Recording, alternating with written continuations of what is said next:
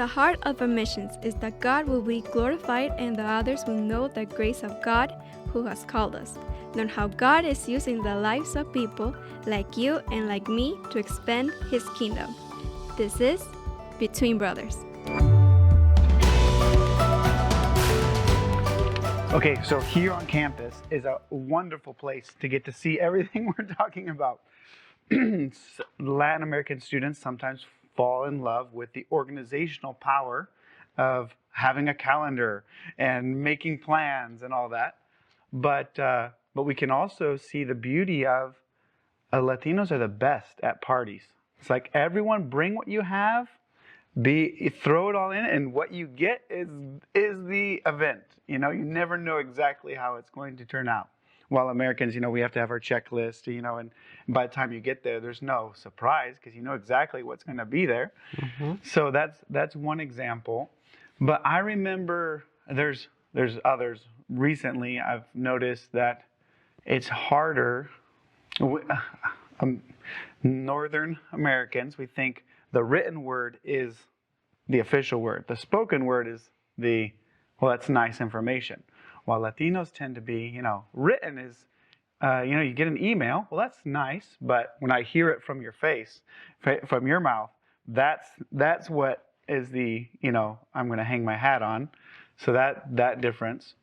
But I think something that speaks to the missionaries' challenge, I remember the example in this class, in this Latin American orientation of, you're planning for an event, let's say in Mexico, you're given one price by your friend who is the vendor, and then you get the bill and it's a much higher price. How do you go about reconciling that? Because if you just let it go by, well, now you're the rich American who can just pay for any price that's given.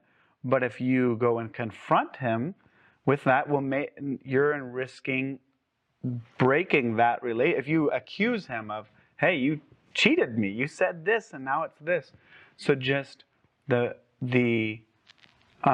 understanding, how do you have a relationship that involves business. In America, I guess we're here in the United States, we're used to dividing our business and our friendships. So that was an example that's always stayed with me of how do you go about helping your friend help you out of the situation you don't want to be in. I think that was about what it came down to.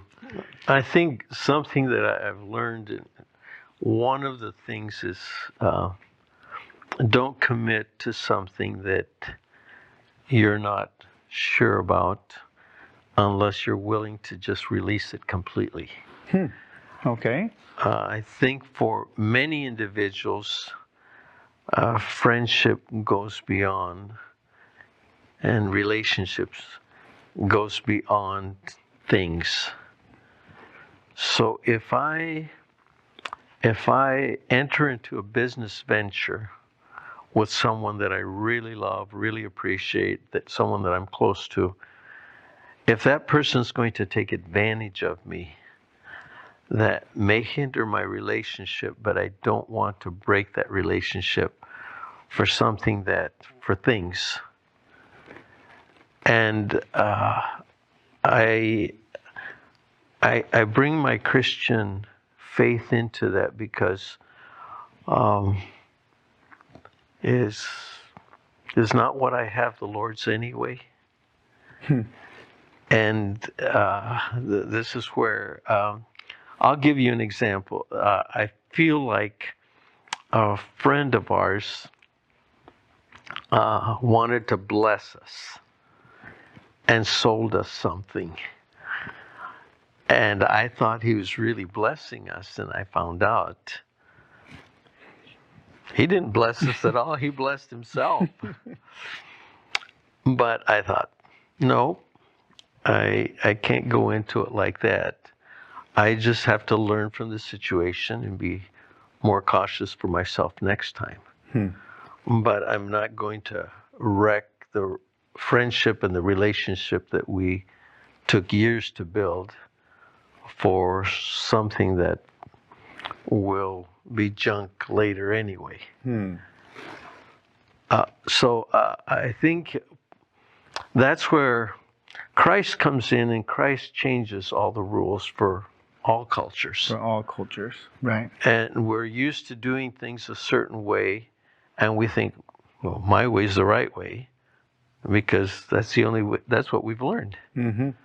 But no, God's way is the right way. And all ways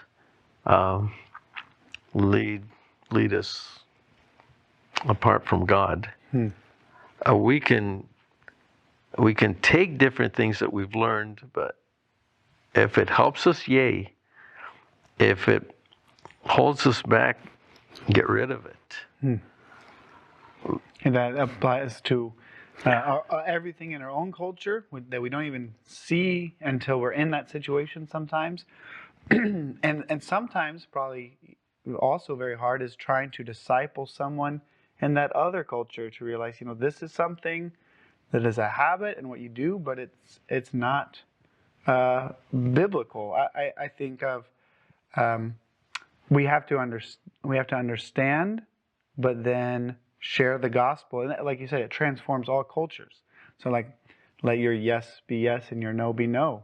I feel like that's something I'm always gradually teaching my student workers here. They want to say yes to everything that someone asks for. They want to say yes. It's like, you have to learn to say no in love. And that's the other thing. It's not just a no because I don't like you and you didn't follow the rules. It's a no because I can't right now. Yeah. I think it's kind of like when you get married, you have your way of doing things. And invariably, God puts someone that's hot-blooded with a cold-blooded person.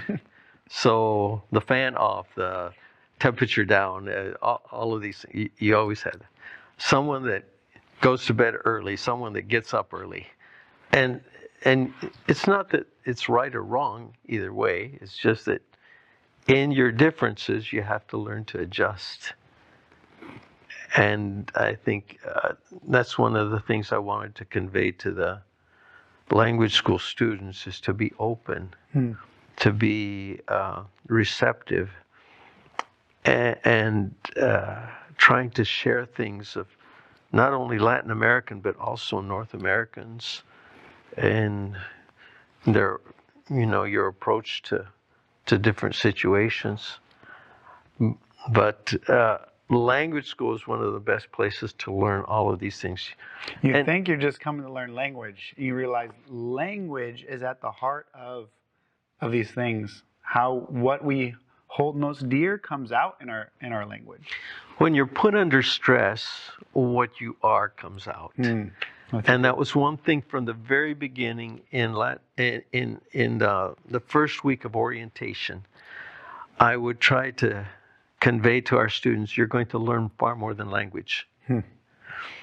And I would say, do not be surprised if something comes out and you think, oh no, where did that come from? Because it's very likely that things from your past are going to surface during this time when you're put under stress and strain. And sure enough, different things would come up, and people were embarrassed, ashamed of their attitudes, of their responses. But it didn't have anything to do with language school. It's way back there. But I was so thankful that it came up here instead of on the mission field, because quite often on the mission field, when that happens, you pack up and leave. And all that for what? All right, so getting back to the story a little bit, let's see here. When did they give you the reins of the missionary language school, which kind of operated, this was something a little bit confusing to me at one point, it kind of operated as its own school. You had the Bible college school and you had the missionary language school. And then also, since you served, I think you served and then led that for so long. In those decades, were there any change? What were the biggest changes you saw over those decades, whether it be in the program itself or in the missionaries who were coming? Because just the fact that there used to be 80 or so language students at a time. When I first came, we had about up to from 125 to 140 language school students, and we had 5 different groups in That's semesters. hard for me to imagine because I was in a class maybe 20, I think less than 20.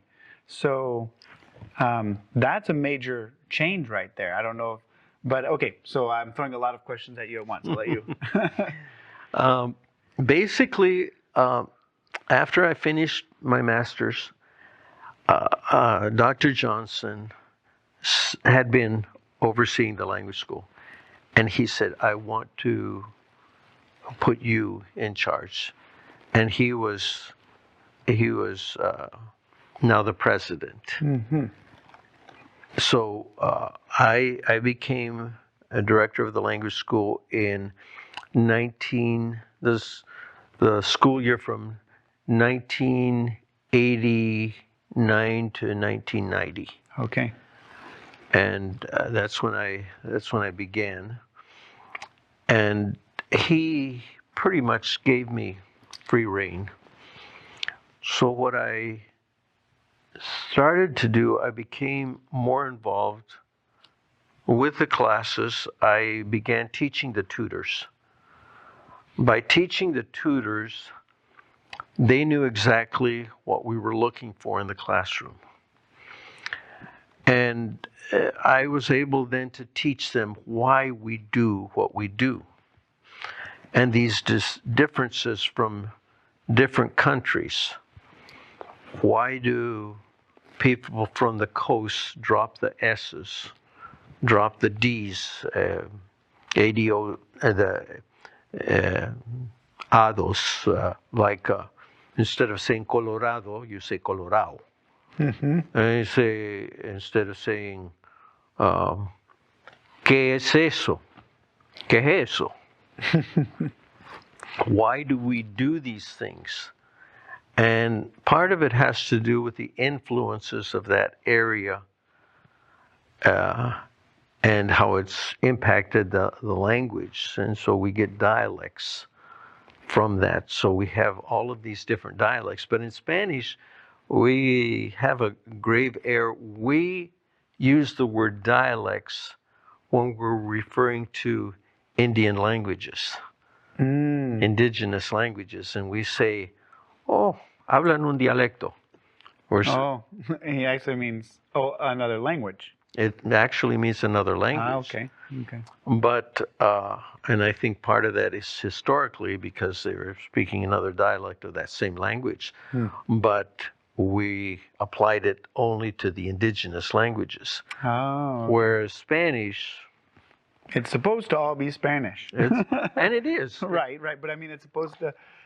I've noticed that Spanish does try to put more grammatical and rules. I feel like there's been a bigger effort put to kind of standardize. It doesn't necessarily work. While English is just kind of, I know we have dictionaries and stuff, but it's like... I think they're both similar in going through the same processes in different ways, but we have this idea that because Spanish came from Spain, that's the pure Spanish. Oh, okay. But somehow, since English came from England, that's not necessarily the pure English. No. So that makes a difference. Yeah. But basically, that's the origin. But even now, our language, Spanish is changing. English is changing. Mm-hmm. Think how technology has affected. Can I text you? Mm-hmm. Text was a noun. It wasn't a verb. Right. And who's texting me? It's changed. Mm-hmm. and yet we all understand it. We've just gone into it. And the same thing is happening in Spanish all the time. And even our traditions and customs. With every generation, there's a change to those traditions, a change to those customs. So if you don't keep up, you're left behind in traditions and customs too. So there's ongoing, continual language changes. But when I started and I was given free rein, my focus became more on the phonetics and working with people. There were people that were so focused on the grammar because many of our students have studied the grammar in theology. Because that's very important, the real meanings and the root words and everything. Like in Greek and Hebrew. Exactly. Which are dead languages. That kind of makes a difference, I think. But by studying the original meanings, and they came into language study thinking, oh, grammar, that's what I need to focus on. And I would say, and that's why I would, on purpose, from the orientation, I'd switch to show people just how important it was. I would say, I can speak to you like this, and you're understanding everything I'm saying. Or I can speak to you like this, and you understand, but maybe not quite the same as before.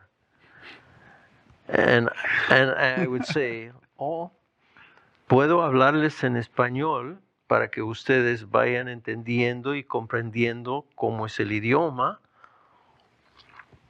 Or puedo hablar el español para que puedan entender lo que estoy diciendo. And it's just like I would tell them, you do that, and you're speaking English and Spanish, and it doesn't sound Spanish at all. I said, in order to speak Spanish, sound like you're speaking Spanish.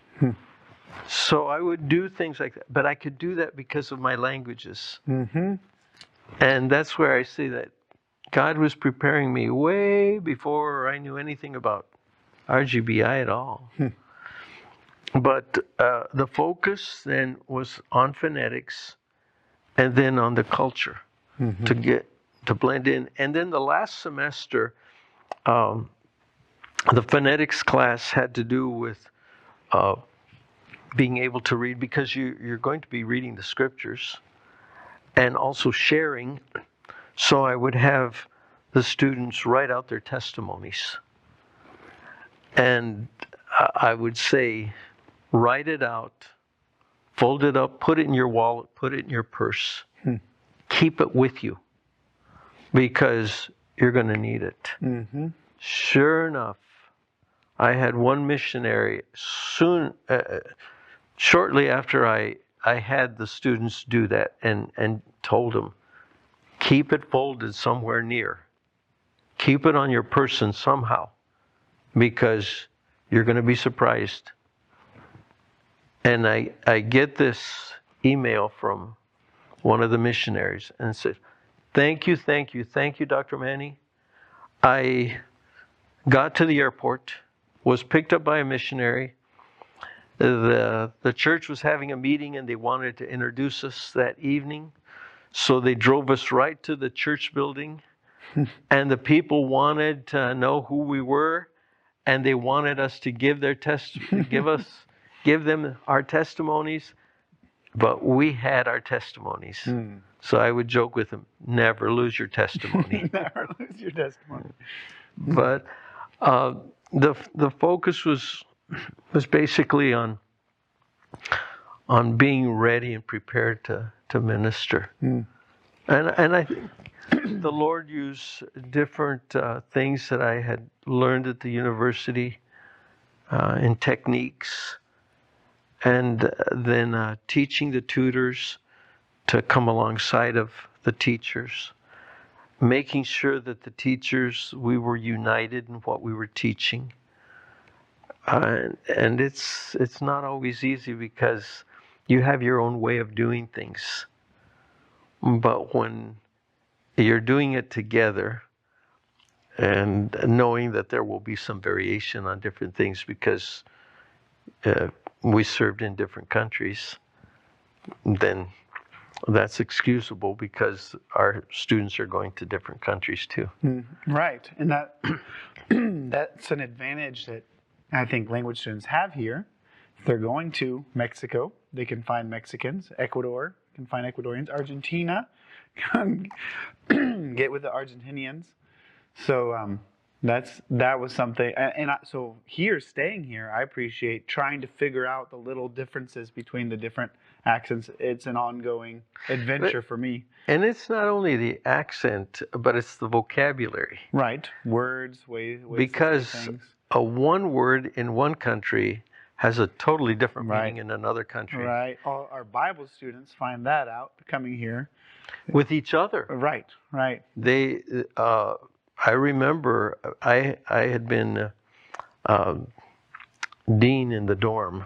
Okay. One of my first years here. And there was a problem with two roommates. They were not speaking to each other because one had grossly insulted the other one. And the other one had no idea what he had done. Oh, no. So in talking to them, he said, "You said this and this to me." And the other student said, "Yeah."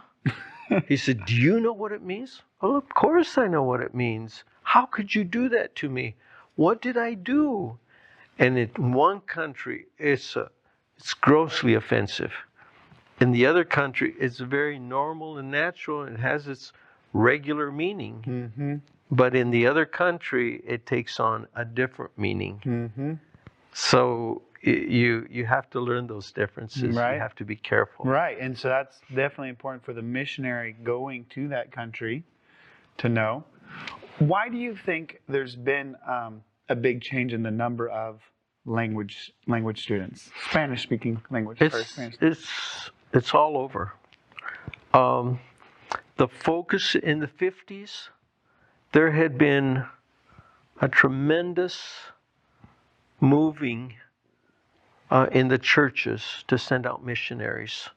The churches were willing to support. The churches were willing to get behind their missionaries. Young people had seen missionaries martyred. That had impacted them. They were willing to go. They were willing to serve. Whereas through the years, our churches have lost a missionary focus. There's been a strong movement to build satellite churches, and the focus has been in our area, in our church, and the world's heard. And there's been also a movement from what the old term third world countries, where many churches from Latin America, from Africa, the Orient, they're sending out missionaries, their own missionaries. Right. So the world is being evangelized, but no longer from America like it used to be, or England. Mm-hmm. And churches have lost that oomph to send out missionaries. Therefore, you don't see missionaries going out from those churches. So the missionary movement in the U.S. has been dying now for many decades. And I think we're just seeing a result of that. Okay. I received an email asking me if I knew of any schools that had that strong phonetic emphasis that RGBI used to have. And I don't really know of any.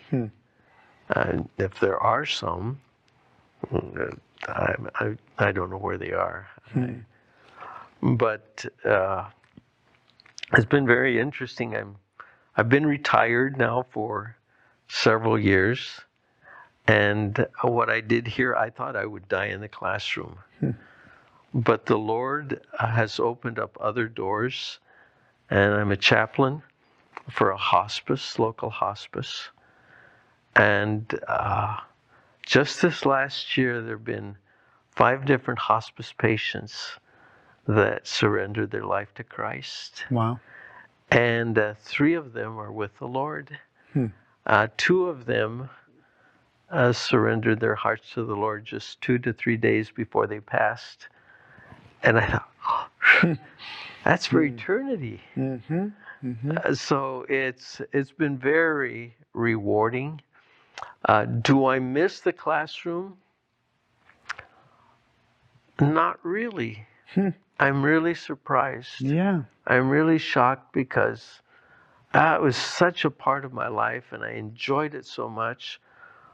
But I really enjoy what I'm doing now too. So I think the Lord kind of prepares you for what He has for you, gives you that love, and that sense of satisfaction in doing what you're supposed to be doing. So His grace and mercy, His grace and mercy for us. Yeah. Someone asked me, "Would you like to go back and do this again?" No. Don't take me back. I'm great right where I am right now. Praise the Lord. Praise the Lord for that. Though I do miss you here. Oh, thank you. It feels good to be missed.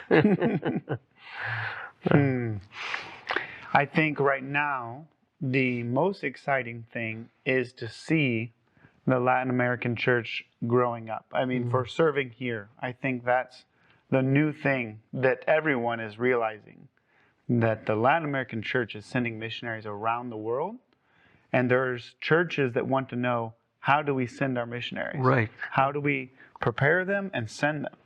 So a lot of the Spanish language students that are still coming and learning and going, which it's very small, the classes, are normally support like pilots or translation for indigenous languages, translation experts like Greg working down the hall. You know, it's all Latinos, and he's just the support, just checking their translation against the Hebrew and Greek as they're translating into indigenous languages. So I think that's the exciting thing, and that, you know, I'm thankful I get to be a small part in what God is doing around the world, and it is a beautiful thing to see how even after you having dedicated your life for more than 40 years to this, that He has you right where He wants you, and that you are serving people as they're going into eternity.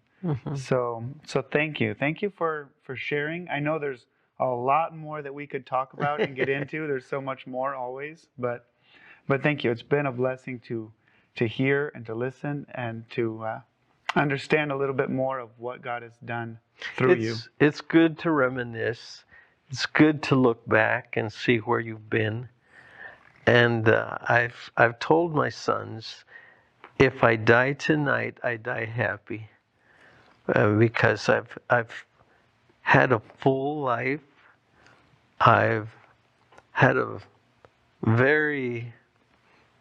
I feel fruitful life, and I guess when you invest in the Lord's work, that's an eternal investment. I like most missionaries, we can't say that we become successful and wealthy and any of that. But as far as eternity is concerned, I do know that I'll see several in heaven that that I've had a part in their lives, and that's very satisfying. All right. Well, thank you. Thank you for so much. having me. I've enjoyed it. This podcast is a part of Rio Grande Bible Ministries. If you want to learn more about the Bible College, that's in Spanish, the language school to learn Spanish, the radio station, or Bibleville, or any of the other ministries of Rio Grande, find us at riogrande.edu. That's our website, riogrande.edu. And if you want to interact with the podcast, if you want to ask questions, give us feedback, you can find us on Facebook, Instagram, and YouTube, searching for Entre Hermanos. Make sure to add Rio Grande to your search, and we will be the first ones to show up. Thank you for listening to our podcast, Entre Hermanos, which means Between Brothers.